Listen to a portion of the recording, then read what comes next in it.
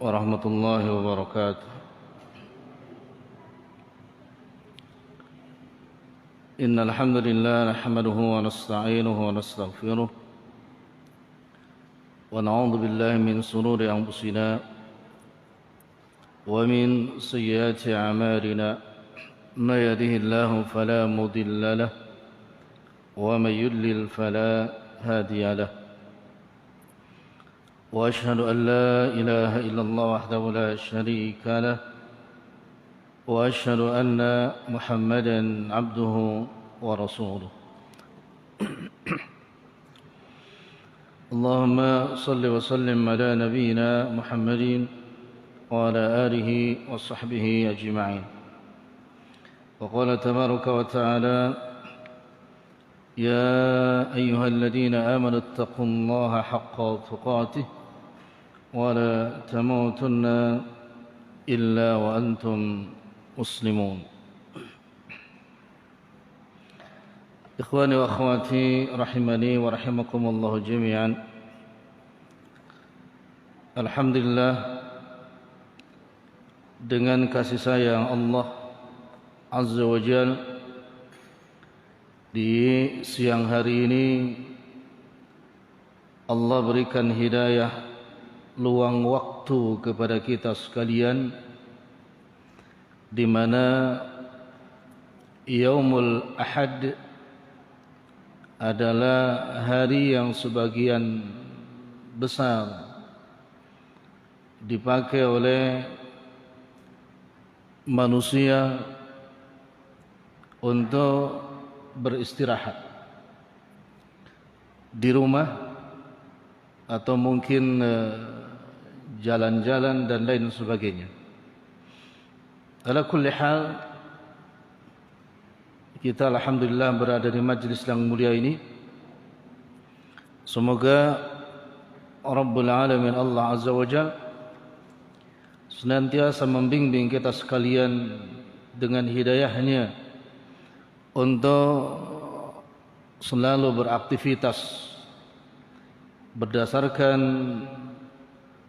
Al-Quran dan Sunnah Nabiuna Muhammad sallallahu alaihi wasallam, sehingga mudah-mudahan dengan asbab tersebut kelak mendapatkan bagian dengan izin Allah Azza wa Jalla untuk mendapatkan syafaat dari Nabiuna Muhammad sallallahu alaihi wasallam. Masih melanjutkan kitab Ad-Da'wa Ad-Dawa, bab yang pertama. Bulan yang lalu baru prolog, baru muqaddimah. Bab yang pertama menjelaskan tentang hal-hal yang berkaitan dengan doa.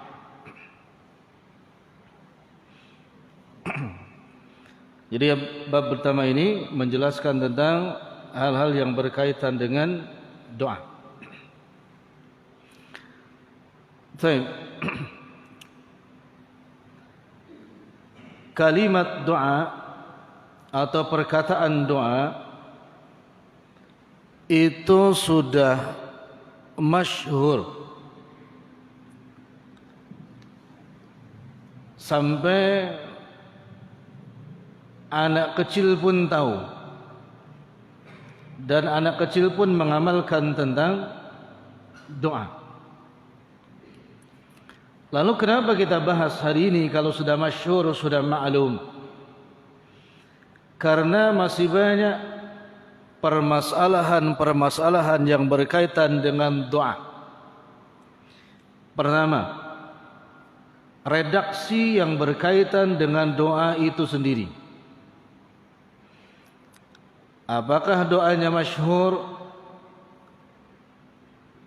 Apakah doanya mana yang mesti kita prioritaskan? Al-Quran atau doa dari Nabi atau dari atharnya para sahabat? Yang kedua, orang jahiliyah pun berdoa. Orang jahiliyah pun berdoa. Bahkan orang jahiliyah lebih banyak lagi redaksi doanya, dan bahkan lebih lama lagi durasi waktunya di dalam berdoa, yang disebut dengan gulul, berlebihan.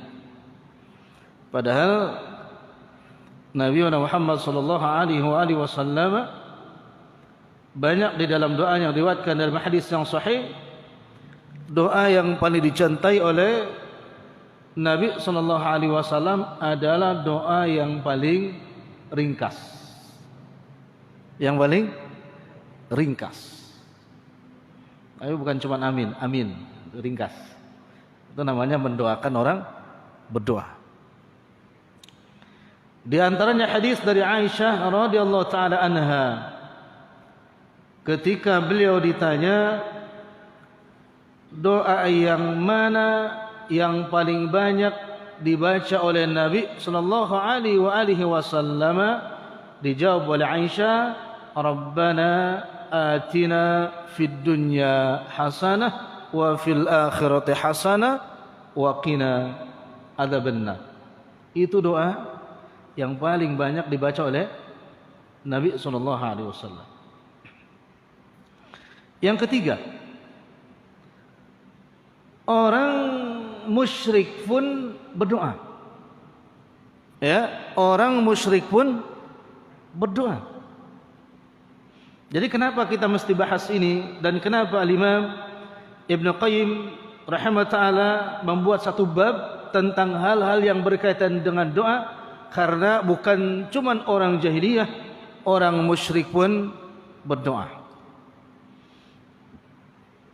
Ada yang tahu gimana doanya orang musyrik? Orang musyrik gimana doanya? Kaum musyrikin. Doanya mungkin hampir sama. Hampir sama. Bedanya di mana? Mungkin niatnya bisa jadi. Tujuannya, tempatnya, tawassulnya. Makanya perlu dibahas. Ya, doanya mungkin sama. Niatnya, tawassulnya, tempatnya.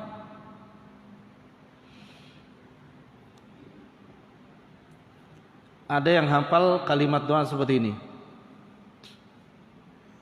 dari Quran. Ma ramaita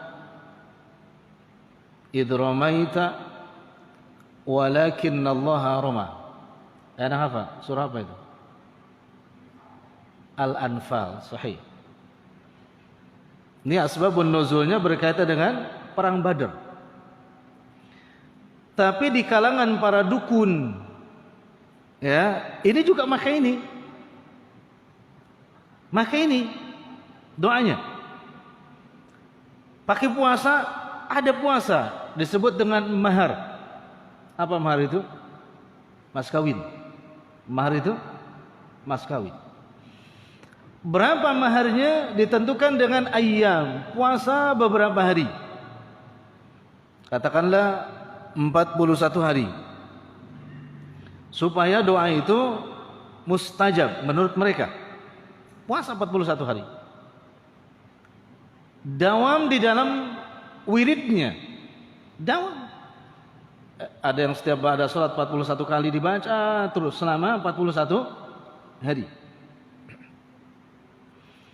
Niatnya apa? Niatnya adalah supaya bisa mukul orang dari jarak jauh.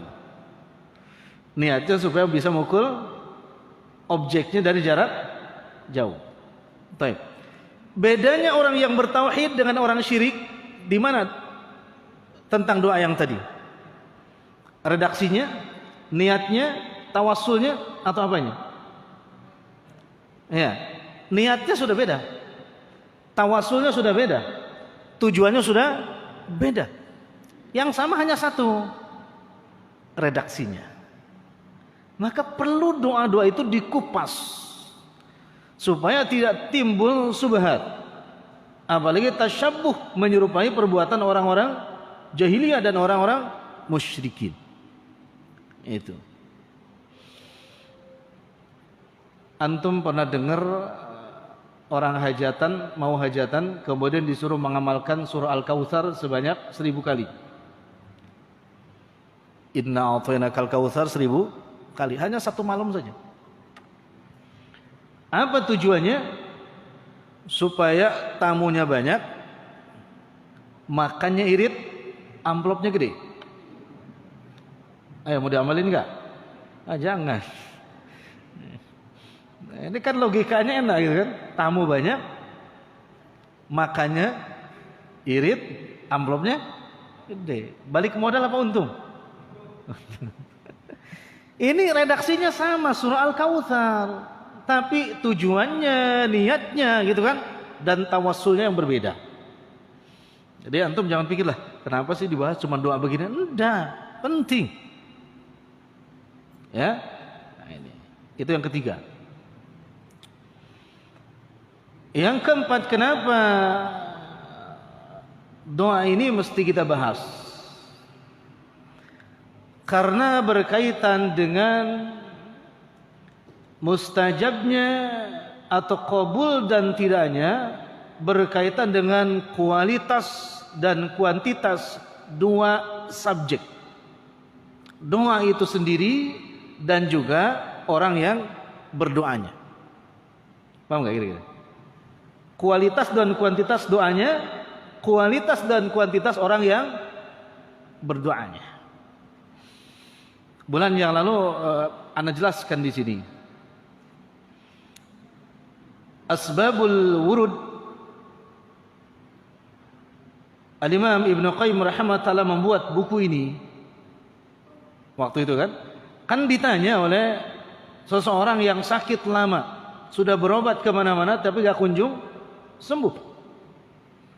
Beliau menceritakan ketika beliau tawaf ya di Baitullah Al-Haram, beliau sakit. Kemudian beliau kesulitan untuk mencari tabib, dokter. Akhirnya beliau meruqyah dirinya sendiri dengan mengulang-ulang surah Al-Fatihah. Biidznillah sembuh. Tanyakan. Mungkin selain Al-Imam Ibnu Qayyim rahimahullah banyak juga yang meruqyah dengan surah Al-Fatihah. Bukan 5 kali, 7 kali, mungkin lebih daripada itu, tapi gak kunjung sembuh. Ini menunjukkan perlu dibahas antara kualitas dan kuantitas orang yang berdoanya itu sendiri. Ya. Bahkan Nabi Muhammad SAW bismillah doang sembuh. Ya, antum migran baca bismillah ribuan kali nggak sembuh-sembuh. Ya, berarti perlunya apa? Kualitas dan kuantitas orang yang berdoanya. Ini nanti dibahas secara tafsil dan perinci satu persatu. Ini pembukanya dulu. Ya, 4 poin dari bab ini yang Anda jelaskan barusan seperti itu. Poin berikutnya, ada pertanyaan, kalau sudah berdoa, apa perlu lagi berzikir kepada Allah Azza wa Jalla? Kalau sudah berdoa, apa perlu lagi berzikir kepada Allah Azza wa Jalla? Jawabannya? Jawabannya? Perlu. Bahkan justru zikirnya yang harus banyak dibandingkan dengan apa? Doanya.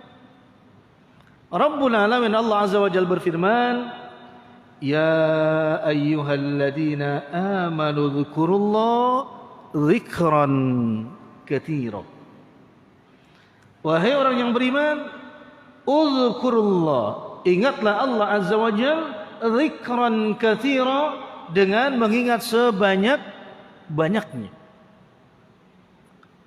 Al-Imam Nawawi rahimahullah menjelaskan, zikir kepada Allah Azza wa Jalla bagian daripada syukur kepadanya. Zikir kepada Allah bagian daripada syukur. Man dzakarani faqad syakartani. Barang siapa yang mengingat-ingat aku, faqad syakartani, maka dia sebenarnya sedang bersyukur kepadaku.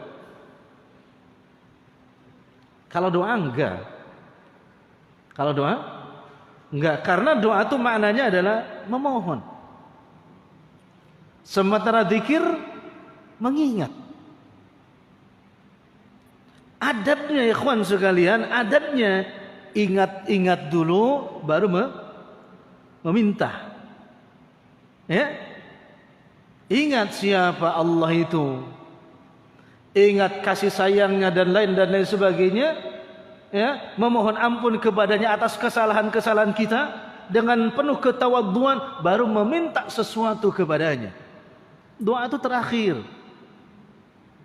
Tapi zikir itu lebih awal, ya.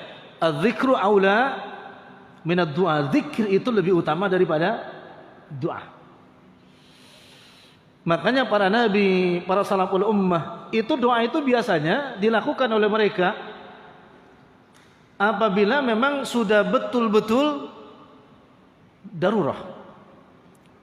Baru mereka berdoa. Kalau kita enggak, kapanpun kita minta. Ya, masih banyak pun kita minta. Tapi zikirnya jarang, bahkan endah. Lah makanya zikir dulu baru doa. Ba'da salat kita zikir dulu baru doa. Ba'da salat, salat wajib, zikir dulu yang dilakukan apa doa? Zikir. Bahkan doanya kata Nabi SAW, masyi'tum, terserah kalian. Mau minta apa? Sebanyak apa? Sepanjang apa? Tapi yang didahulukan apa? Zikirnya. Tapi faktanya hari ini banyak orang yang doa yang banyak, bukan zikir. Inna lillahi wa inna ilaihi rajiun. Antum tadi pagi sholat duha ya? Sholat semuanya, alhamdulillah. Apa doanya ba'da sholat duha tadi?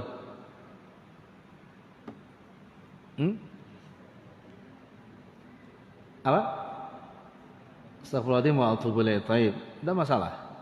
Apa tadi doanya? Ba'da sholat duha tadi apa?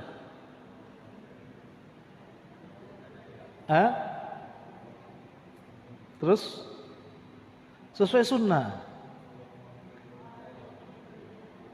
Allahumma gfirli wa tub alayya innaka antat tawwabur rahim. Berapa banyak dibaca? 100 marrah, 100 kali. Tapi ada yang masih baca doanya bukan itu, minta rezeki lagi. Ya. Allahumma anzil, Allah turunkanlah. Enggak usah dibacalah. Nanti ada yang marah kalau baca ini. Tapi enggak apa-apa, memang sunnahnya sudah dijelaskan. Ya, Allahumma in kana rizqi fis sama wa anzilhu, yang diminta apa? Rezeki. Kalau rezekiku masih ada di langit, turunkanlah. Wa fil ardi, yang di bumi, keluarkanlah. Ya, wa in kana ba'idan, kalau jauh, dekatkan. Wah, itu banyak. Coba kalau itu disuruh baca 100 kali. Jam berapa itu? Tapi hadis dari Aisyah radhiyallahu taala anha bahwa Nabi salat sunnah duhanya 2 rakaat di situ. Tapi doanya dibaca 100 kali. Yang menariknya dalam doa tersebut, ya kan? Yang diminta yang pertama apa? Ampunan. Allahumma firli, ampunan. Ampunan ada kaitannya gak dengan mobil? Ampunan, ya Allah ampuni aku, ada kaitannya dengan mobil baru? Ada apa enggak? Kalau baca Allah, ya Allah ampuni aku, ada kaitannya gak dengan rumah baru? Ada ikhwan, ada. Ada. Tapi yang diminta di sini bukan mobil baru, rumah baru, tapi yang minta apa? Ya Allah ampuni dosa-dosaku. Wa tub alayya, dan terimalah taubatku, innaka antat tawwabur rahim. Ini dijelaskan dalam surah Nuh, ya, dari mulai ayat 5 itu. Orang-orang yang bersoal kepada beliau alaihissalam, dan juga dijelaskan oleh Hasan al-Basri tentang beberapa permasalahan urusan dunia, maka jawaban Hasan al-Basri adalah perbanyak istighfar. Yang mengadu tidak punya jodoh susah dapat jodoh, yang mengadu tanahnya sudah pertanian sudah kering, hampir gagal panen, yang mengadu tidak punya anak, sudah menikah bertahun-tahun, ya, rekomendasi Hasan al-Basri adalah fa'aksiru bil istighfar. Perbanyak dengan apa? Istighfar. Berarti ada kaitannya dengan mobil, ada kaitannya dengan rumah, dan lain sebagainya. Tapi niat dan tujuannya minta diampuni dosa-dosa, dan kalau sudah ada dosanya minta taubatnya diterima. Gitu ya. Jadi zikir dulu, baru doa. Perbanyak zikirnya, kemudian baru antum berdoa. Makanya Nabi Muhammad SAW dalam qiyamnya, salat malamnya, beliau itu jumlah ayat yang dibaca dan lama ruku dan sujudnya hampir sama. Jumlah ayat, lama ruku, lama sujudnya hampir sama. Baik. Kalau sujudnya lama, apa yang dibaca oleh beliau sallallahu alaihi wasallam? Banyak yang dibaca. Di antaranya apa? Bertasbih, hanya bertasbih saja. Dengan redaksi tasbih yang macam-macam. Dengan kalimat tasbih yang panjang, yang banyak. Karena di dalam sholat minta rezeki hanya ada di antara dua sujud, ya kan? Rabbighfirli warhamni. Ada kalimat warzuqni. Itu yang diminta seluruh aktivitas sholat itu, ya. Maka permohonan rezekinya hanya di situ aja. Itu. Jadi jangan dibalik. Ya, jangan dibalik. Tapi antum juga kalau ba'da sholat wajib, jangan memperlihatkan orang-orang yang futur, jangan memperlihatkan seperti orang-orang yang kusala, yang malas. Dengan logika hitungan berzikir orang-orang yang paham dan fasih, ya, dengan zikirnya aja durasinya belum selesai, sementara antum sudah selesai. Ini enggak benar juga. Pernah lihat kayak gini? Udah belajar sunnah, tapi zikirnya masih kayak seperti itu. Apa yang dibaca? 33 subhanallah, 33 alhamdulillah, 33 Allahu akbar, itu secepat itu tidak mungkin. Kenapa? Karena zikir kepada Rabbul Alamin Allah Azza wa Jalla, ya, itu harus diucapkan dengan kalam yang fasih. Dengan ucapan yang fasih, dihadirkan juga hati, kemudian kita tawadhu. Jangan seperti orang-orang yang takabur, yang sombong, asal aja itu sombong. Jangan mentang-mentang cuman berapa? 100. Kan dengan la ilaha illallah jumlahnya 100. Lalu dibabat habis aja secepat kilat. Ya enggak boleh. Ya. Ini yang kedua, tentang tetap lebih utama zikir dibandingkan doa, dan orang sudah berdoa tetap harus lebih banyak zikirnya. Baik, kita masuk kepada bahasan babnya. Bagian A, hal-hal yang berkaitan doa, kata beliau rahimahullah ta'ala, doa adalah obat. Ya, doa adalah obat.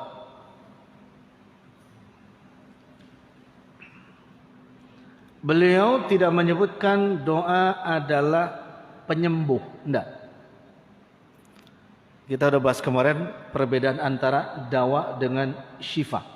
Maka beliau ya menyebutnya doa adalah obat.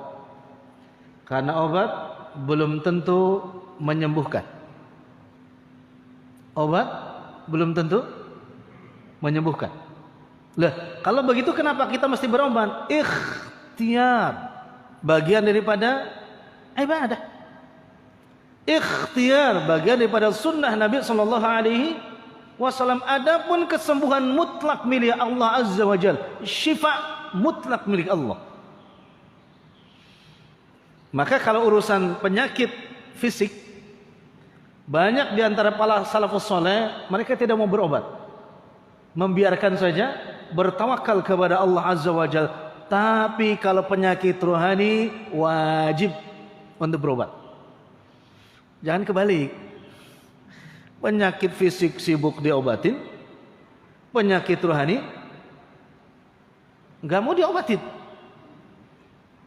Nggak ngerti ibadah, diem aja. Nggak boleh, obatin. Obatnya apa, Pak? Thalabul ilmi.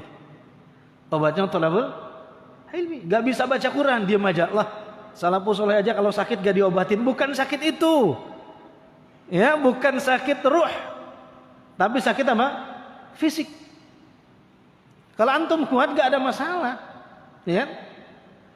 Istri gak punya, anak gak punya, gak mungkin kan? Istri gak punya, anak punya. Dari mana? Istri gak punya, anak gak punya, ya kan? Umur sudah 90 tahun sakit, gak apa-apa, gak usah diobatin. Nunggu apa kalau 90 tahun sakit? Nunggu malaikat maut, sudah selesai. Ngapain sibuk-sibuk? Mudah-mudahan antum sampai umur 90 tahun. Ya. Mudah-mudahan. Kalau sakit tanggung sendiri. Sakit tanggung sendiri.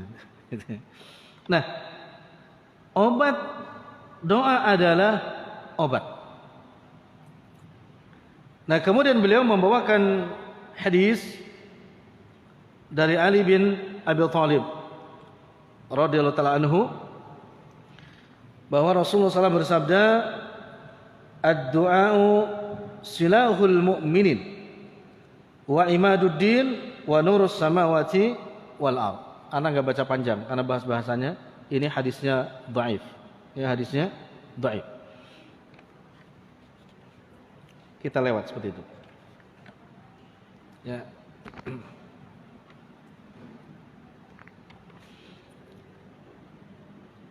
Kemudian dijelaskan oleh beliau bagiannya atau dikatakan sebagai silah atau senjata atau pedang. Kalau dikatakan silah, kata beliau, yang pertama, doa lebih kuat daripada musibah. Maka dari itu doa mampu mencegah terjadinya musibah. Ini berkaitan dengan kualitas doa dan kualitas orang yang berdoa.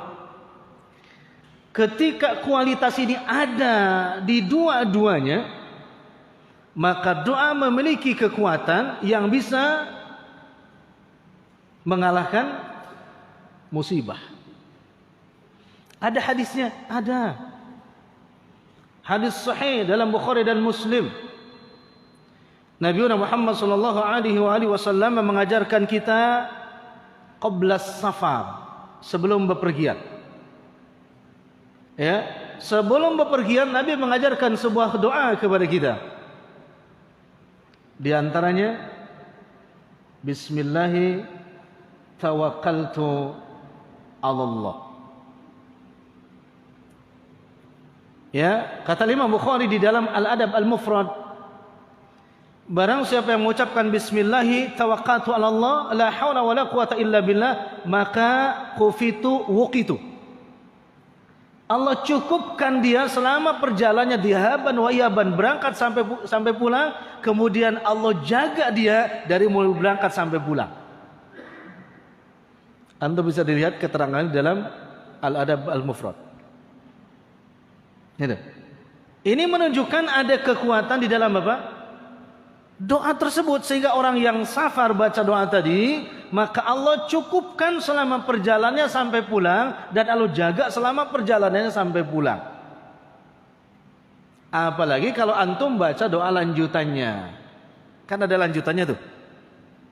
Apa lanjutannya? Ada yang hafal? Setelah Bismillahirrahmanirrahim, lanjutannya?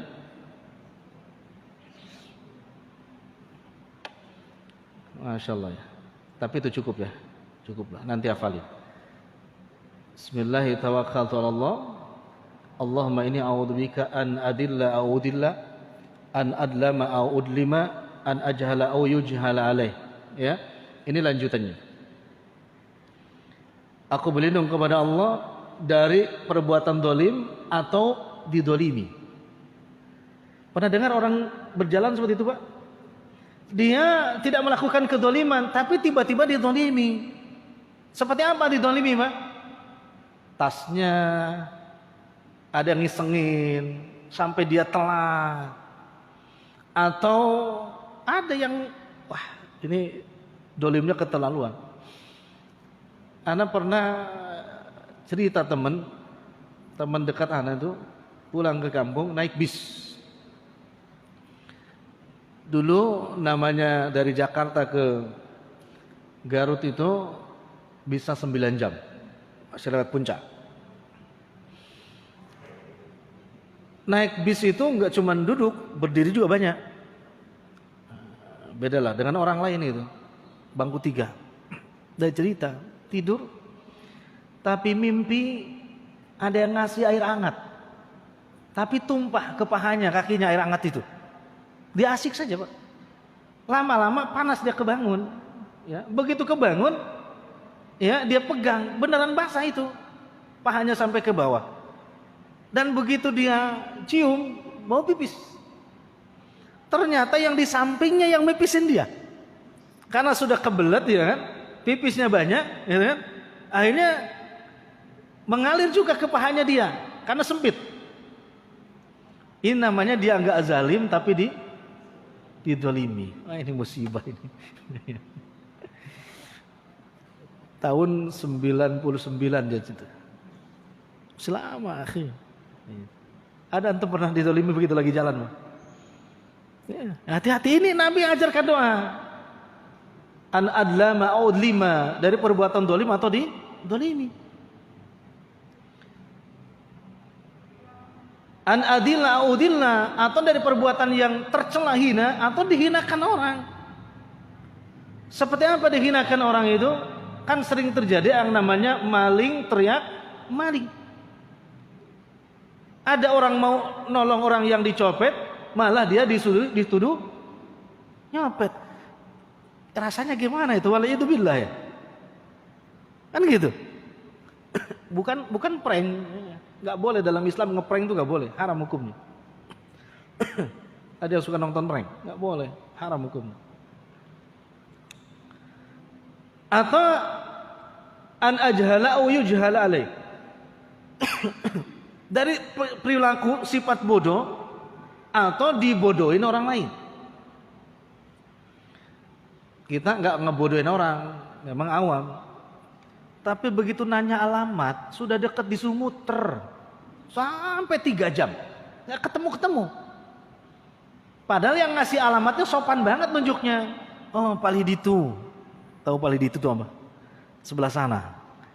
Taunya begitu kita jalan, lain lagi. Ini namanya dibodohi. Nah, ini Nabi baca. Ini menunjukkan bahwa ada kualitas doa untuk menghindarkan apa? Masaib, musibah.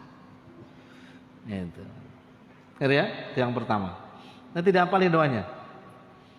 Ya, kalau nggak tahu, nanti kita kirim. Yang kedua, doa lebih lemah daripada musibah. Akibatnya doa terkalahkan sehingga musibah menimpa orang yang bersangkutan. Orang yang berdoa kualitasnya rendah, sementara musibah kualitasnya besar. Ya kalau doanya lemah, musibahnya kuat, maka kata Imam Ibnu Qayyim, maka doanya akan terkalahkan dengan apa? Musibahnya. Tetapi musibahnya tidak 100% menimpanya. Pernah dengar? Ada orang di jalan mau ketabrak mobil tapi gak jadi, tapi malah ketabrak sepeda. Musibahnya dibuat apa? Shagir, kecil, yang tadinya mestinya kabir, besar. Tetap doa itu ada manfaat sekalipun terkalahkan, ya. Ya ketabrak sepeda di jalan depan orang banyak tetap aja gak enak kan? Apalagi pakai baju bersih, ya, gamis, ya putih umpama, tetap kotor, tetap gak enak.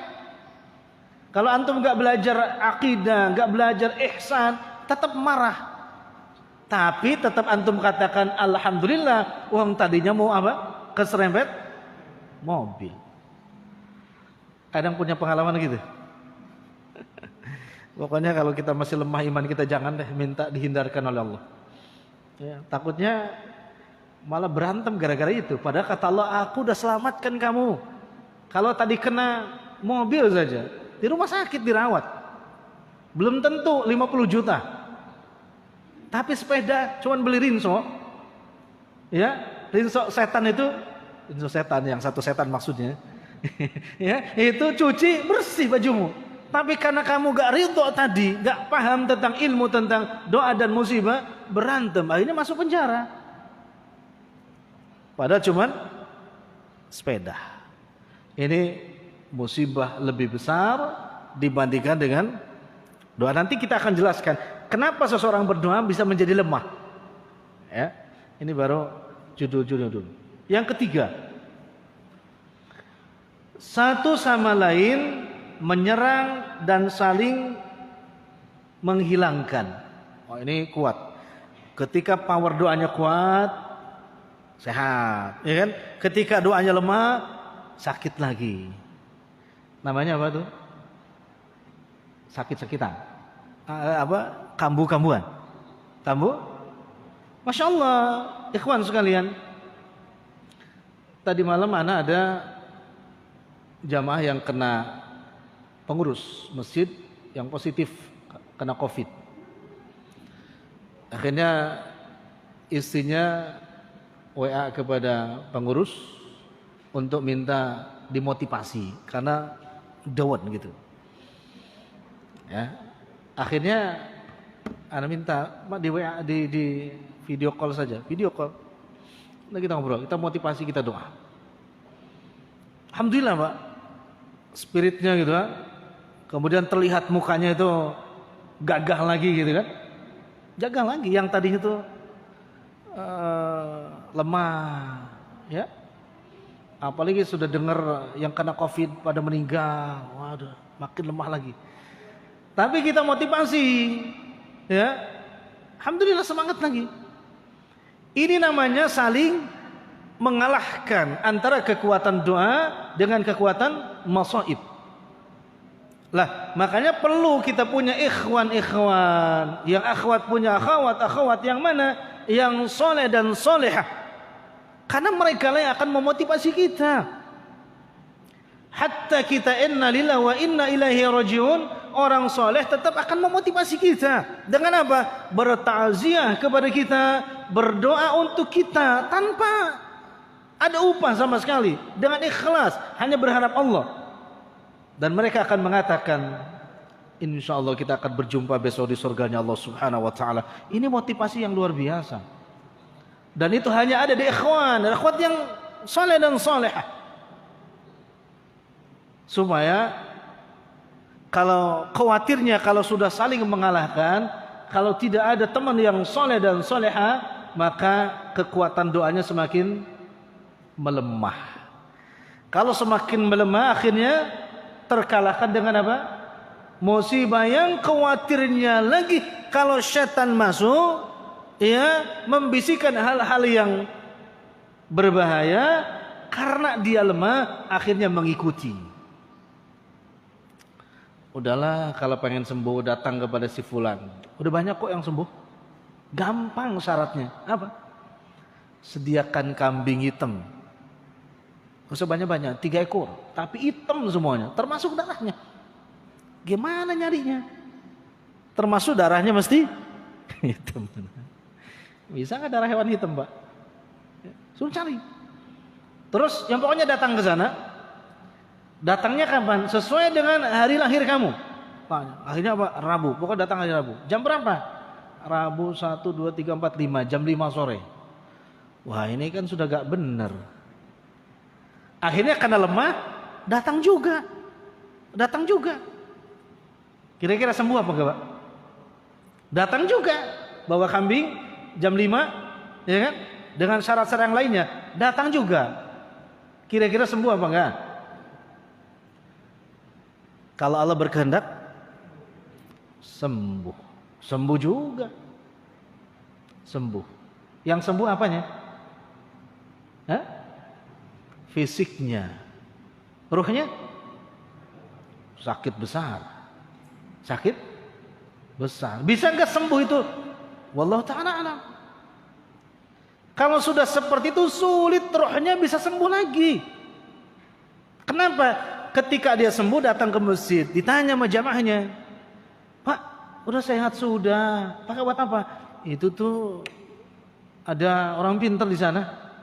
Nah itu kan, akhirnya, oh kebetulan, kata bapaknya yang satu, kebetulan lagi, bukan inallahi, kebetulan, saudara anak sakit juga, udah lama, bawa lagi ke sana.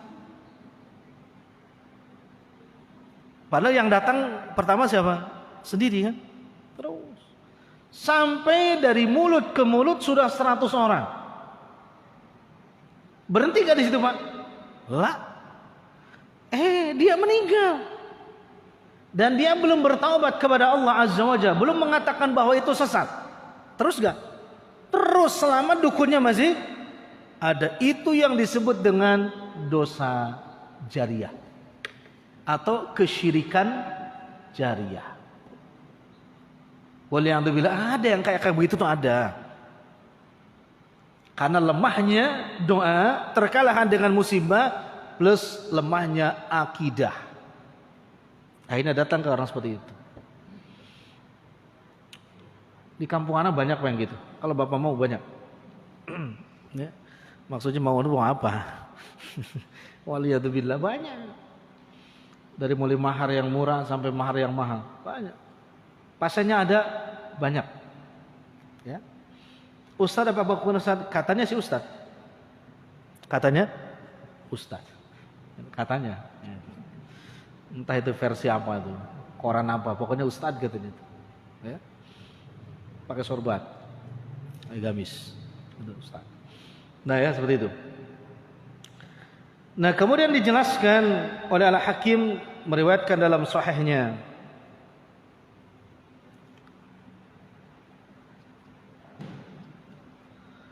la yughni hadarun min qadarin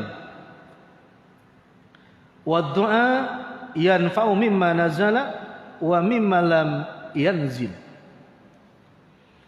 wa innal bala'a la yanzilu fayalqahu ad-du'a fayatalijani ila yaumil qiyamah. Hadis ini kata Syekh Nasiruddin Al-Albani hasan. Ya, hadis ini derajatnya hasan. La yughni hadarun minal qadar atau min qadar. Sifat waspada. La yughni min qadar, tidak bisa menolak dari takdir. Waspada nih. Tapi sifat waspada seseorang tidak bisa menolak dari takdir. Kemudian kata beliau, wa du'a yanfa'u mimma nazala wa mimma lam yanzil. Doa akan memberikan manfaat kepada hal-hal yang telah terjadi dan yang belum terjadi. Ini maksudnya takdir selain dari kematian. Takdir selain dari kematian. Kita nih jaga jarak seperti ini. Kemudian pakai masker. Ada gak orang yang sudah jaga jarak pakai masker tetap kena COVID? Ada. Berarti jelas ini kan? Ya, usaha kita terkadang tidak bisa menolak apa? Takdir.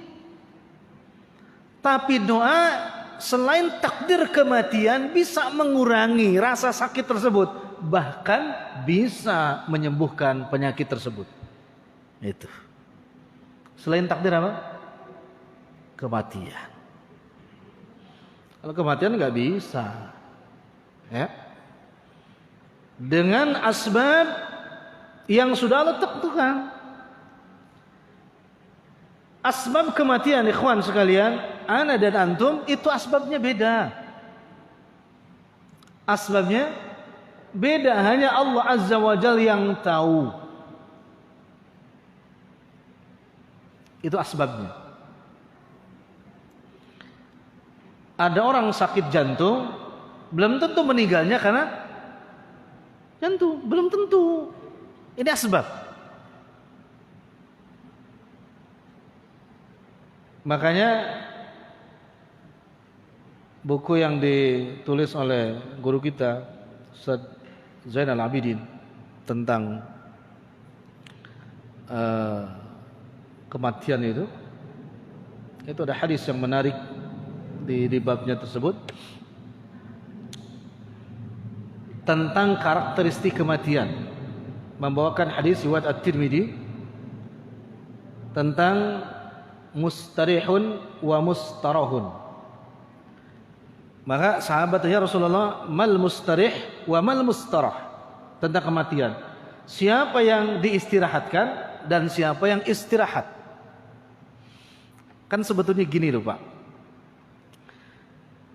Baik penyakit fisik maupun penyakit rohani, fitrah manusia sebenarnya yang ditakutkan adalah kematian itu. Iya kan? Gak ada yang lain kan? Kita baca misalkan Bulughul Maram, Al-Lu'lu' wal Marjan, Riyadhus Shalihin. Doa orang yang sakit parah itu kan doanya jelas. Allahumma ahyini ma kanatil hayatu khairan li wa tawaffani ma kanatil wafatu khairan li. Itu doa orang yang sakit sudah parah, dan ini mestinya antum hafal semua. Tapi bukan ngarap-ngarap nanti sebelum meninggal sakit parah, bukan. Untuk diajarkan. Doanya kan berbunyinya begitu. Ya Allah, hidupkanlah kami bila seandainya hidup itu lebih baik untuk kami, dan wafatkanlah kami sehingga sekiranya kematian itu lebih baik bagi kami. Pertanyaannya, kalau antum lagi sakit, berani gak baca doa itu? Ini kan gampang aja tanyanya. Berani gak baca doa itu kalau lagi sakit? Kita lagi sehat sekarang kan enak aja kan? Ya Allah, kalau lagi sakit, istri nangis, anak nangis langsung. Ya Allah, pakai bahasa Indonesia nggak apa-apa. Hidupkanlah kami, ya, sekiranya hidup itu lebih baik bagi kami, dan wafatkanlah ya Allah segera, sekiranya wafat itu lebih. Berani apa nggak baca doa tadi? Itu mengamalkan sunnah Nabi SAW. Dan itu yang diajarkan Nabi doanya, Pak. Fitrahnya adalah kita semua itu satu ya, kematiannya. Padahal tadi kata Nabi SAW, mati itu ada dua karakter. Ada orang yang diistirahatkan, ada orang yang istirahat. Siapa yang diistirahatkan? Ya, diistirahatkan kata Nabi SAW adalah orang-orang kafir yang mati, maka jiran dan tetangga-tetangganya diistirahatkan dari apa? Dari kezalimannya. Baik. Kalau ada tetangga kita kurang ajar, mohon maaf bahasanya, kurang ajar, kemudian mati, antum mau bilang alhamdulillah atau innalillah? Ayo. Innalillah. Punya atasan di kantor, zalimnya luar biasa, meninggal, antum bilang apa? Innalillah juga. Saleh dan solehah. Ya memang tetap harus seperti itu. Tidak boleh bilang alhamdulillah, tidak boleh. Kecuali yang mati itu Firaun, baru alhamdulillah. Masa Firaun lillahi kan? Alhamdulillah. Itu. Lalu kedua, siapa yang istirahat? Yang dikatakan istirahat itu adalah mautul mukmin, meninggalnya orang-orang yang beriman itu istirahat. Itu lupa.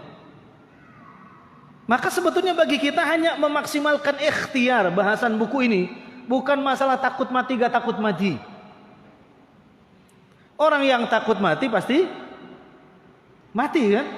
Orang yang gak takut mati boleh jadi malah duluan mati. Bukan masalah itu. Masalahnya adalah ikhtiar, karena ikhtiar bagian daripada ibadah. Ibadah itu kalau sesuai dengan kaifiyahnya, tata caranya, ya, sesuai ittiba kepada Nabi SAW, maka akan memberatkan timbangan kebaikan kita. Itu aja sebetulnya, gitu ya. Maka harus benar ilmunya, karena tadi tidak semua orang meninggal itu asbabnya sama. Ada orang sakit jantung, Pak. Takut banget sakit jantung, takut karena jantung. Ternyata mau jalan ke mall ketabrak mobil. Bukan karena jantungnya. Sudah berobat kemana-mana, pakai ring sampai sudah 2 gitu kan. Meninggalnya ketabrak mobil. Asbabnya kan gak sama. Makanya ada yang menarik dalam hadis itu, Al-Baihaqi. Ada yang dikenal, Pak, meninggal mendadak itu disebut tuhfah. Tuhfah itu maknanya hadiah. Itu Al-Mustadrak Al-Baihaqi. Hadiah. Selama ini kalau kita dengar orang meninggal mendadak tanpa sakit, apa komentar kita? Selama ini komentarnya apa? Kena serangan jantung. Padahal kalau orang beriman, soleh, ya, bersaksi semua tetangganya, sahabatnya dia orang baik, meninggal tanpa uzur dulu, tanpa sakit, itu namanya hadiah. Bagi yang beriman, hadiah. Bagi orang kafir, adab. Jangan dikit-dikit serangan jantung, jangan. Kenapa? Karena orang meninggal tuh semuanya kena serangan jantung. Baru paham. Yang meninggal tuh semuanya kena serangan jantung. Ada nggak orang meninggal jantungnya masih hidup? Enggak. Yang namanya meninggal itu jantungnya sudah berhenti, diserang oleh malaikat maut, diberhentikan jantungnya. Jadi jangan dikit-dikit, ini kan akidah juga. Justru kalau ada orang soleh meninggal mendadak, kita harus iri, Masya Allah, ini hadiah dari Allah, begitu. Jangan, serangan jantung, dikit-dikit serangan jantung. La haula wala quwata illa billah, hadiah dari Allah. Maka antum silakan minta, mau repot-repot meninggal atau mau meninggal nggak repotin orang. Ya, kalau nggak repotin orang tadi dapat hadiah, selesai gitu kan. Tapi pastikan antum jadi orang soleh. Kalau nggak jadi orang soleh, wah celaka itu. Ya, seperti itu. Itu doa ya. Sampai kapan? Yanzilu fayalqau du'a fayatajilani yaumil qiyamah, itu akan terus saling berperang sampai datangnya hari kiamat. Hadis berikutnya halaman 19. Itu redaksinya sama dengan halaman 18. Anaga bacakan.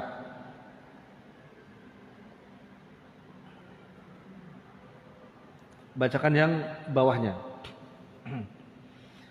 La yuraddul qadar illa ad-du'a. Wala yajidu fil umri illa al-bir, wa inna ar-rajula la yuhramu ar-rizqa bidzanbin atau bidzanbi yusibuhu.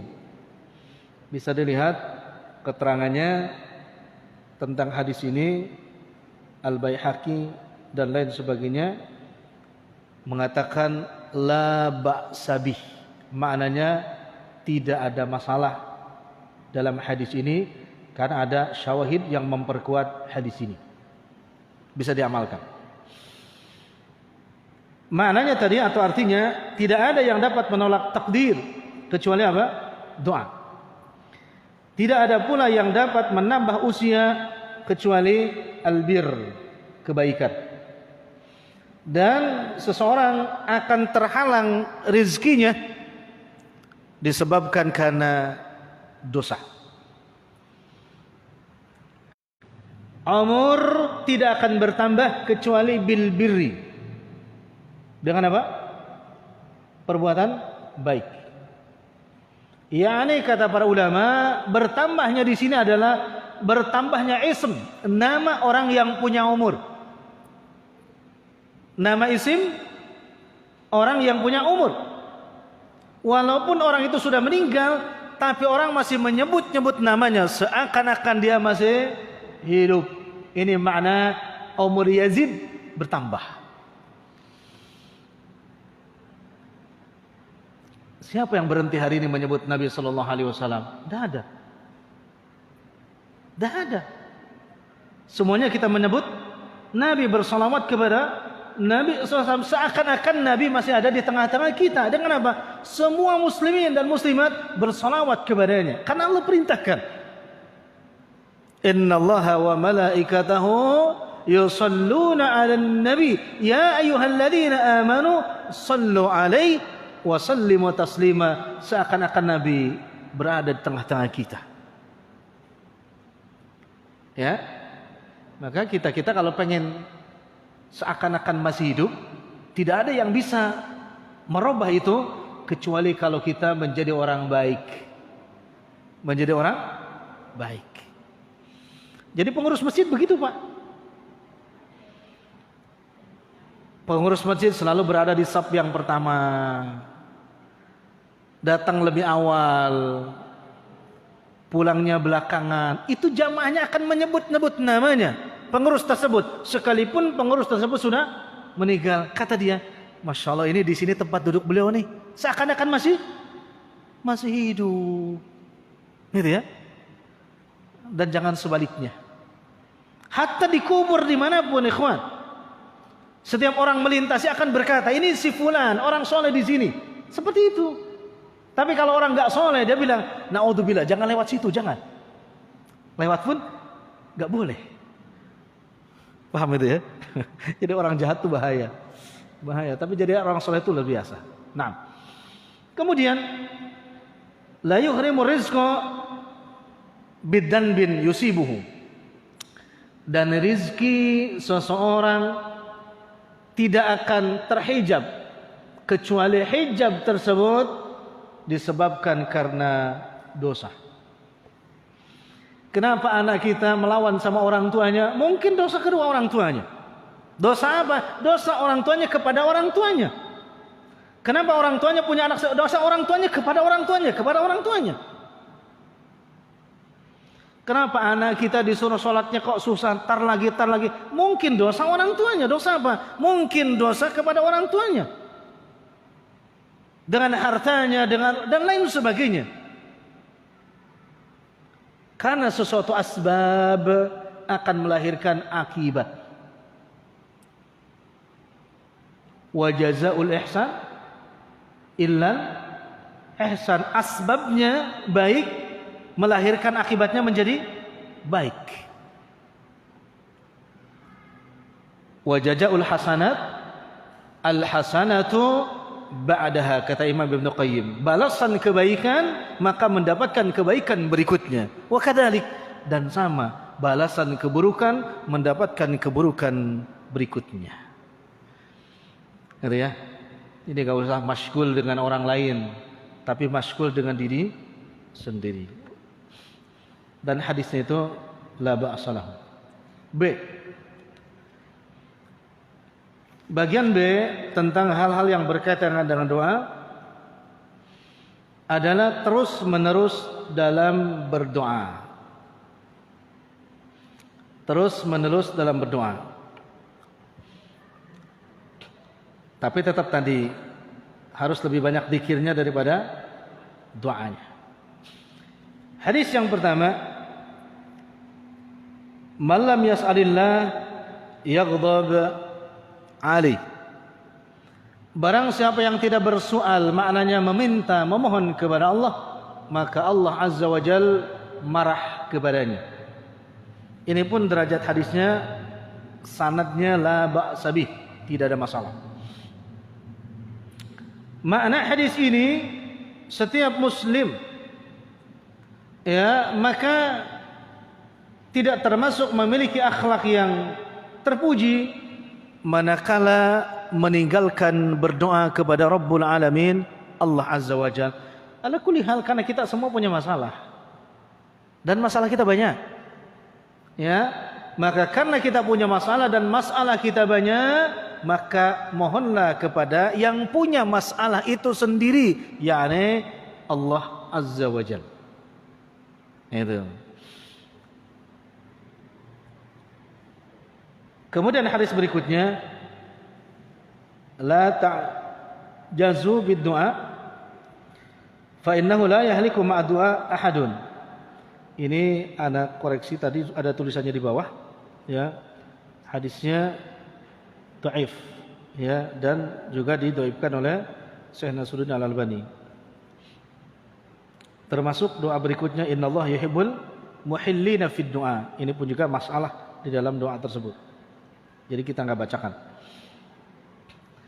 Ada kepenunjang hadis lain tentang terus-menerus ada hadis sahih.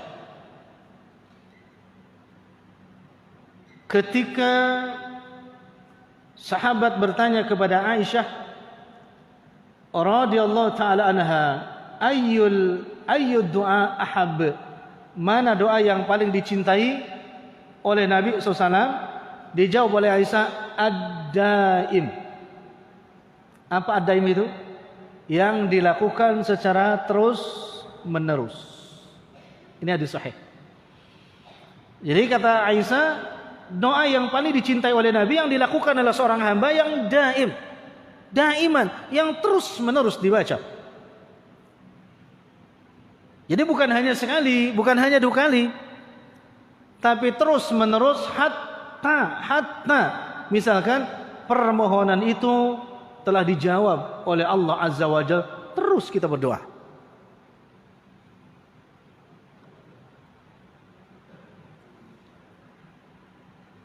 Salah satunya yang diajarkan oleh Allah Azza wa Jalla adalah doa yang ada di dalam surah Al-Fatihah. Doa yang ada di dalam surah Fatihah. Apa bunyi doanya di situ? Ihdinas siratal mustaqim. Maka Nabi menyebutnya dalam hadis sahih sab'ul mathani. Disebut dengan 7 ayat yang dibaca berulang-ulang. Maknanya di situ ada 7 pengulangan. Ada 3 pengulangan dalam sab'ul mathani. Yang pertama, diulang-ulang memuji Allah Azza wa Jalla. Alhamdulillahirabbil alamin, diulang-ulang. Yang kedua, diulang-ulang menunjukkan kepasrahan secara totalitas kepada Allah Azza wa Jalla. Ketika kita mengatakan iyyaka na'bud wa iyyaka nasta'in. Dan ketiga pengulangan terus-menerus diulang adalah berdoa ihdinas siratal mustaqim siratal ladzina an'amta 'alaihim sampai ghairil maghdubi 'alaihim waladdallin. 3 pengulangan yang disebut sab'ul mathani. Di dalam 7 ayat yang diulang-ulang, 3 pengulangan tahmid, pengulangan taslim, dan pengulangan doa. Maka dijadikan rukun daripada rukunnya salat. Itu. Silakan diulang. Maka ada hadis yang menyebutkan kalau kita sholat belum hafal surah yang lainnya, maka dicukupkan dengan hanya membaca surah Al-Fatihah. Ya, ini maksudnya. Jadi kalau ditanya mana dalilnya tentang doa harus berterus-terus, seperti itu. Ya. Dalilnya dari Aisyah radhiyallahu anha. Bagian C. Yang C, tergesa-gesa dalam mengharap terkabulnya doa. Ini yang harus dihindari. Ya, sifat istijal, sifat tergesa-gesa. Karena istijal ini minasyaiton, datangnya dari syaitan. Ya, tidak boleh berdoa kemudian kita ingin segera doa itu dikabulkan. Ikhwan sekalian, Nabi Yunus alaihissalam seorang soleh, nabi lagi, soleh, nabi lagi, diuji oleh Allah lewat teguran dakwahnya. Ya, dimakan ikan, bukan dimakan, ditelan ikan. Kalau ditelan sudah pasti dimakan ya. Kalau dimakan, makan sudah pasti ditelan. Antum makan, telan ya, telan. Ini ditelan ikan. Berapa lama itu? Berapa lama Nabi Yunus berada di perut ikan paus itu? Selama 40 hari. 40 hari. Umbang-ambing. Yang menariknya ikhwan sekalian, yang diucapkan oleh Nabi Yunus alaihissalam, kalimat pertama tauhid. Tauhid. La ilaha illa anta. Tauhid. Maknanya apa? Apapun permasalahan kita hanya dituntut dengan masalah tersebut ifradullah, mentauhidkan Allah azza wa jalla. Itu sebetulnya ikhtiarnya apa antum, tapi dalam ikhtiar tersebut tetap mesti bertauhid. Itu aja. Ya, kita kan nggak begitu. Kadang kalau kita punya masalah, diungkit-ungkit kebaikan kita di depan Allah lagi, nggak tahu malu. Ya Allah, padahal saya sudah rajin sholat. Ngapain diungkit-ungkit di hadapan Allah? Pernah ada yang gitu kan? Padahal dia rajin puasanya. Dia, padahal yang tahu ibadah yang hakiki itu hanya dia dengan Allah. Tak boleh mencari muka selain Allah di hadapan Allah. Makna tahu itu begitu. Mencari muka selain Allah di hadapan Allah tidak boleh. Kita hanya yabtaguna wajh Allah, hanya mencari wajahnya Allah, enggak ada yang lain. Maka dia katakan la ilaha illa anta. Lebihnya dari itu, Pak. Luar biasanya apa yang beliau katakan? Subhana. Allah itu maha sempurna. Tidak ada kekurangan, sedikit pun tidak ada. Aku yang kurang ini manusia. Gitu loh. Nanti buka tafsir singkat, tafsir As-Sa'di. Karena salah satu tafsir yang singkat tapi dalilnya bagus, lengkap, tafsir As-Sa'di. Insya Allah anak ada kajian di Masjid Kuba. Tafsir As-Sa'di setiap Ahad pertama ya. Saya lupa, Masjid Kuba, Taman Royal. Itu tafsir As-Sa'di, baru mulai. Nah, kalau yang dekat, antum boleh. Ba'da subuh. Itu Masya Allah luar biasa. Ada tafsir singkat, mukhtasar tafsir itu banyak. Dia ada tafsir Jalalain. Ya. Jalalain itu kan dua jalal. Dapat gelar dua jalal. Jalaluddin As-Suyuti sama Jalaluddin Al-Mahalli bikin satu tafsir namanya tafsir Jalalain. Itu juga mukhtasar, singkat, ringkas. Tapi yang luar biasa, dua-duanya bagus. Tapi ana ambil tafsir Abdurrahman As-Sa'di. Insyaallah. Nah, di situ dijelaskan ya tentang Orang-orang yang berdoa itu yang penting adalah semua masalah mentauhidkan Allah.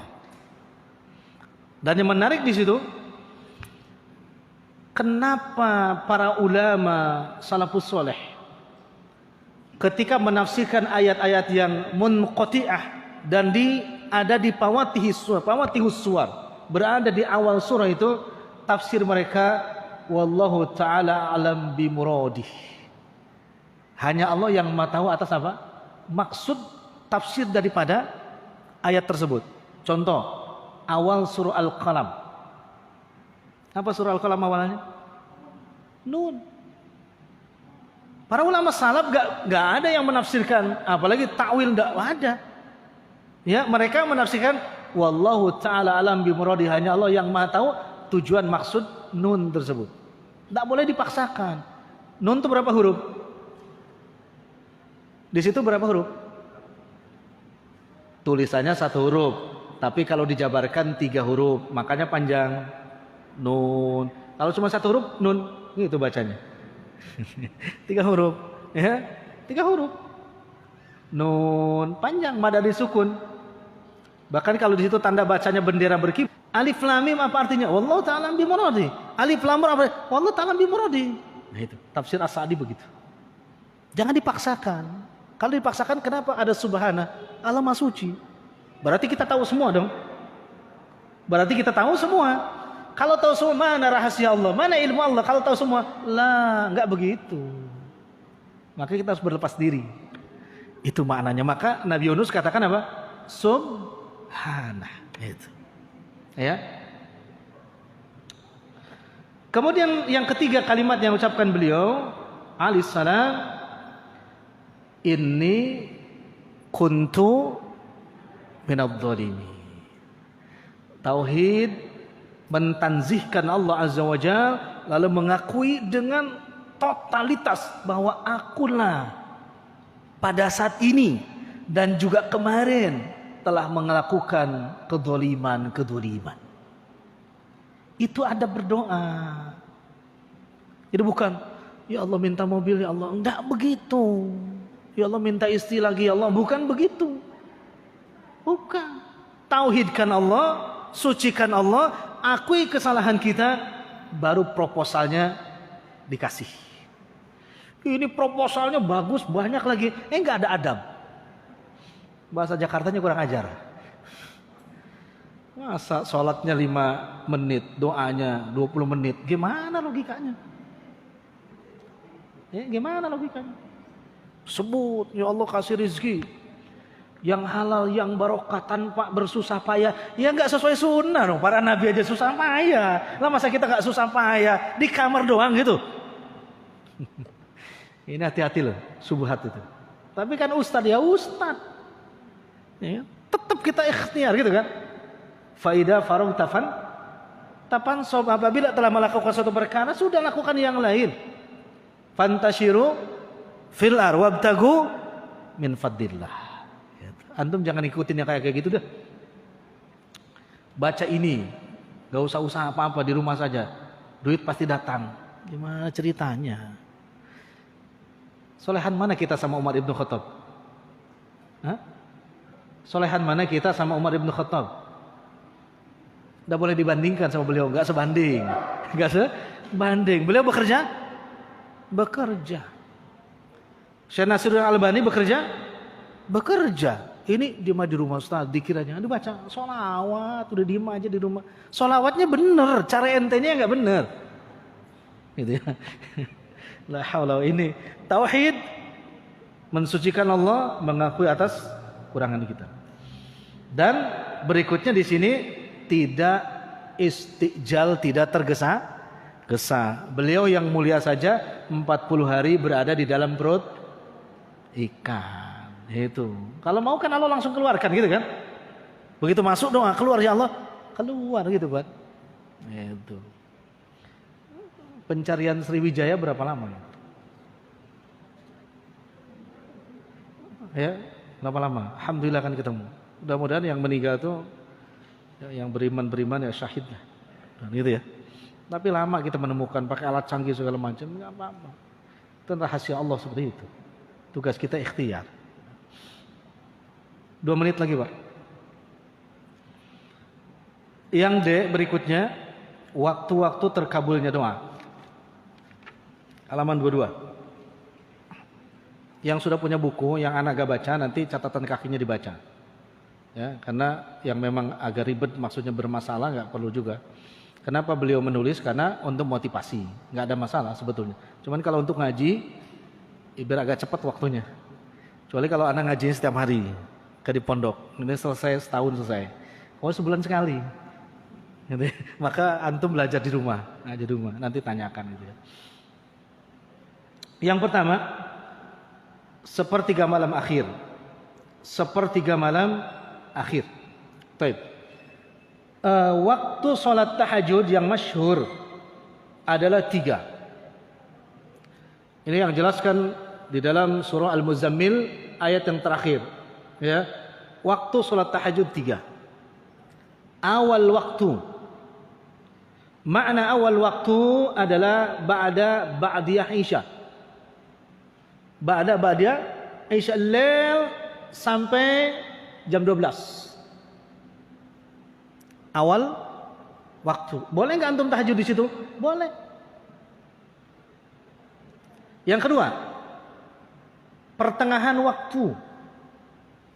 Dari jam 12, insya Allah kalau malam ini, ya, kalau malam ini sampai 2:30, itu pertengahan waktu. Nah, waktu ketiga yang dikatakan sepertiga malam itu jam 3 sampai waktu sahur. Ini 3 waktu ini boleh sholat tahajud. Ya, dan luar biasanya kenapa ada awal waktu? Karena ada orang-orang yang memang dia nggak bisa sholat tahajud di malam-malam itu karena suatu masalah, maka dia bisa mengambil awal waktu. Ya, oh ada anak nih maunya akhir waktu, tapi dari awal-awal nggak bisa tidur, gitu kan?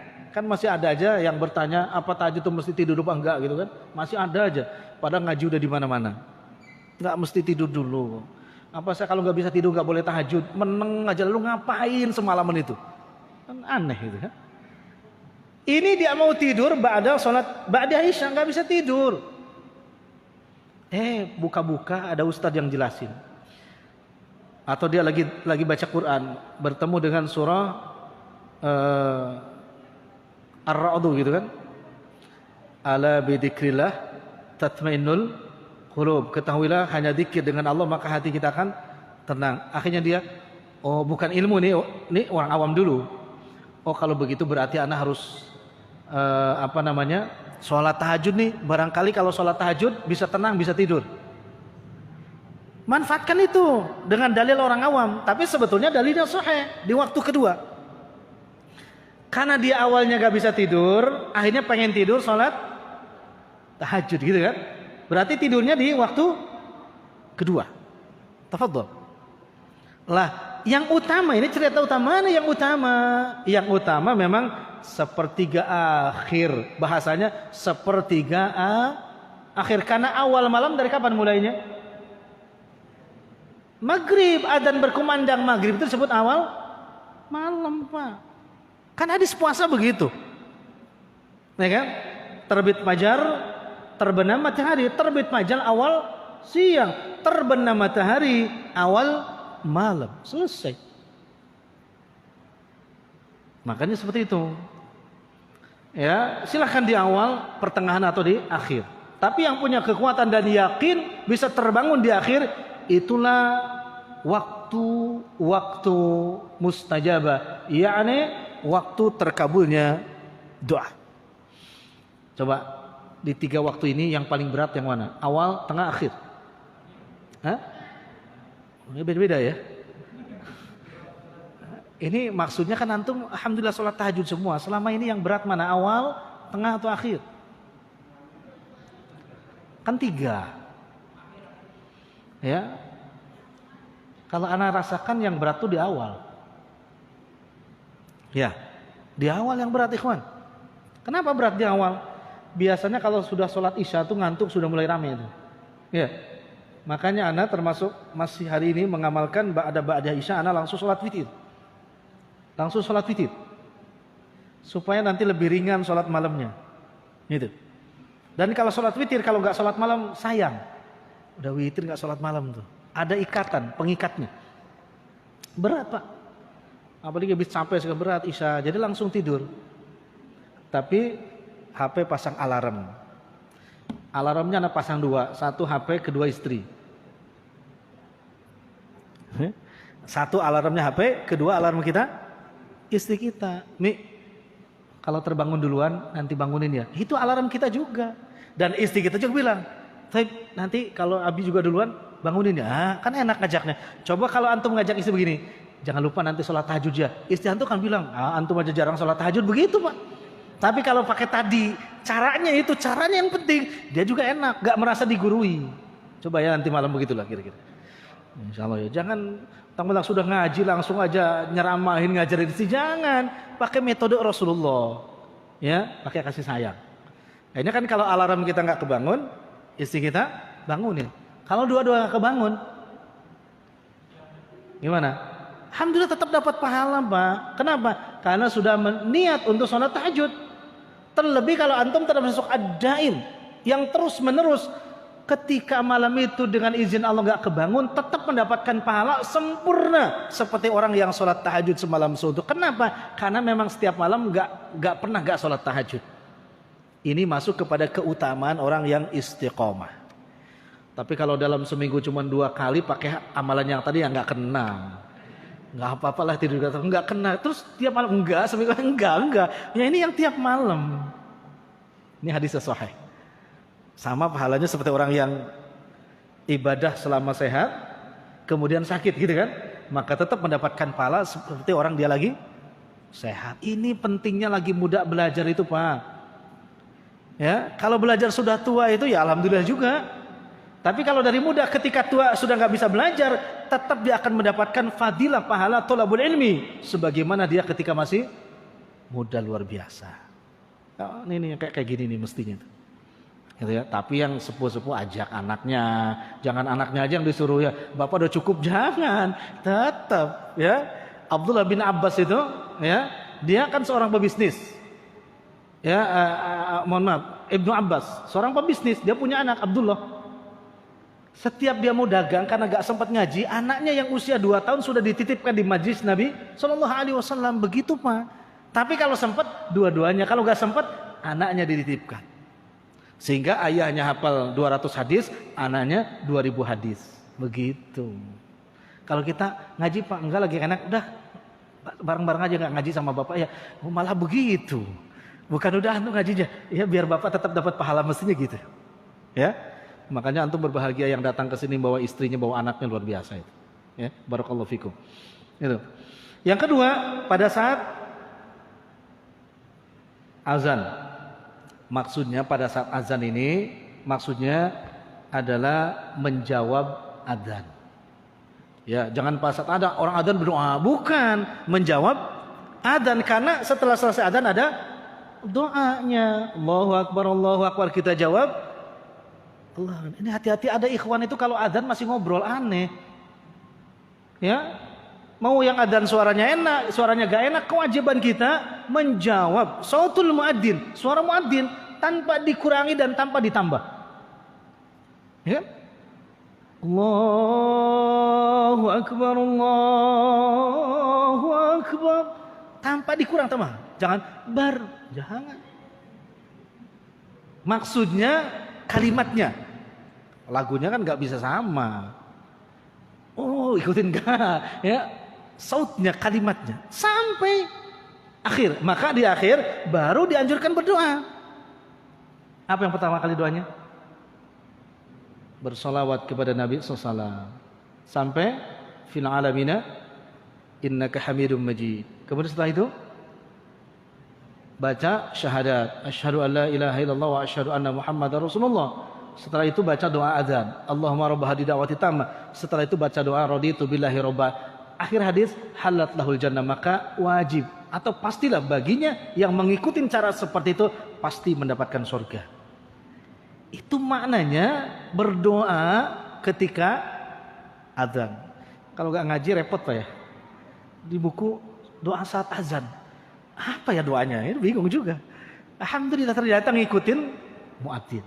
Maka muadzin di setiap masjid wajib bagi pengurus mencari muadzin yang fasih bacaannya. Plus suaranya bagus. Berdosa pengurus masjid itu kalau muadzin itu asal-asalan berdosa. Karena sautul muadzin, suara muadzin itu Pak, hatta intiha, sampai terakhir suaranya didengar oleh siapapun, maka yang mendengar suara tersebut akan memohonkan ampun kepada Allah Azza wa Jal dan pahalanya bagi yang adzan. Kalau aki-aki gimana? Nggak jelas dia jawab apa. Yang di sana ini asyhadu alla ilaha illallah apa asyhadu anna muhammadun rasulullah, nggak jelas Pak. Maka berdosa pengurus masjid kalau dia hanya seala kadarnya. Muadzin itu orang yang hanya bersuara. Kan banyak sekarang masjid itu muadzinnya hanya bisa bersuara, nggak jelas suaranya keluarnya apa. Itu. Maka yang bagus. Ya tadi bagus ya. Bagus suaranya itu. Jadi kalau suaranya mirip suara di Mekah. Kalau orang Arab bilang miyah-miyah. 100%. Tapi kalau 50-nya nus-nus. Baru setengahnya. Yang tadi miyah-miyah suaranya. Alhamdulillah. Ya. Nah, baru di sini antara azan dan iqamah. Ya, insyaallah itu juga termasuk doa yang mustajabah atau tempat waktu mustajabah. Yang keempat, setelah melaksanakan sholat wajib, yang ini pernah diwasiatkan oleh Nabi kepada siapa? Abu Dzar Al-Ghifari. Ya, antara doanya Allahumma inni ala dzikrika wa syukrika wa husni ibadati. Yang kelima, saat imam naik ke atas mimbar pada hari Jumat hingga selesainya sholat Jumat tersebut. Ada sebagian ulama yang mengatakan selesai sholat Jumat orang yang Jumat itu adalah sampainya jamaah Jumat ke rumahnya. Sampainya orang yang sholat Jumat ke rumahnya. Tapi itu kata Syafi'i rahimahullah, indal muqimin, itu berlaku kepada yang muqimin, penduduk sini, bukan musafirin. Kalau musafirin doa mustajabah sampai rumahnya, gimana kalau dia rumahnya di Bandung? Kita udah sholat maghrib di sini. Maksudnya muqimin sampai rumahnya, maka kita termasuk mustajabah doa kita. Makanya dulu kalangan sahabat itu kalau habis sholat Jumat Pak, bersedekah. Setelah sholat Jumat sebelum pulang ke rumah. Sekarang banyak orang-orang yang Jumat itu kan bersedekah tapi cari sedekah. Karena masjid mengadakan Jumat berkah. Berkah bagi yang sedekah. Tapi yang enggak bersedekah berkat. Makanya ada orang tuh, teman-teman tuh, semoga Allah berikan hidayah. Jumat ini ke masjid mana, Jumat ke mana? Ujungnya banding-bandingin itunya. Apa namanya? Nasi bungkusnya. Oh, masjid sana enak nasi bungkusnya. Loh, kok begitu? Para salafus saleh itu bukan begitu. Bawa duit, bawa makanan yang disedekahkan pada hari Jumat. Sampai pulang orang yang Jumat, sampai rumahnya. Itu waktu mustajabah. Maka antum yang dekat masjid itu bilang sama istrinya, Mi, biasanya kita masak ini nasi cuma 1 liter, sekarang 5 liter. Untuk apa? Kita sedekahkan yang lainnya, bungkus sama lauknya ke masjid nanti. Begitu Pak, jangan ngarepin dari masjid. Ini gimana ceritanya? Hati-hatilah. Ikhwan, insya Allah gak ada yang begitu. Kalau gak ada malu ya. Buat duit, buat makanan, sedekahkan. Sepanjang jalan antum sampai berangkat dari masjid sampai pulang sampai ke rumah. Terakhir, saat-saat terakhir setelah waktu asar. Di sini ulama khilaf. Yang dimaksud asar di sini, apakah asar semua hari atau asar hanya khusus di hari Jumat? Yang masyhur adalah khusus di hari Jumat. Ini sebentar itu waktunya. Itu yang mustajabah. Tapi biasa seperti itu dulu ya, masih panjang. Mudah-mudahan Allah memberikan kemudahan untuk mengamalkan ilmu yang kita pelajari bersama hari ini, sehingga seluruh aktivitas kita ikhlas semata-mata karena Allah dan caranya berittiba kepada Nabi sallallahu alaihi wasallam. Tapi seperti itu bulan yang akan datang dengan izin Allah kita lanjut masih di bab yang sama insyaallah. Subhanakallah bihamdik, asyhadu an la ilaha illa anta astaghfiruka wa atubu ilaik. Assalamualaikum warahmatullahi wabarakatuh. Ada pertanyaan?